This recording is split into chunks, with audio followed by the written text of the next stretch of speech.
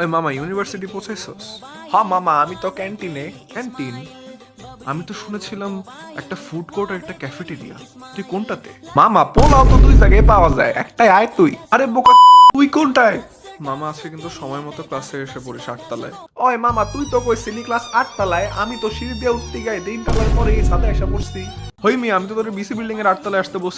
মামা, M K হুক্কি BC, যে building এ আইসি 8 তলায় এসে খুব মজা পাইতেছি। আরে কাম অন ব্রো, ইউনিভার্সিটি যেহেতু এসেছি, আজকে সুইমিং পুলের পাশে আমার ছবি তুলতেই হবে।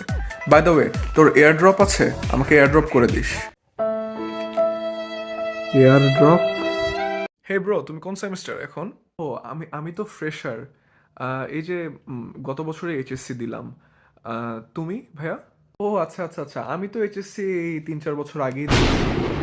আমি এখন আমার 7th সেমিস্টারে। কি? আমি কি ওনাকে ভাইয়া বলবো, আপনি বলে ডাকবো? আমি তো এখনো বুঝতেছি না ভাই, কে সিনিয়র কে জুনিয়র বুঝবো কেমনে?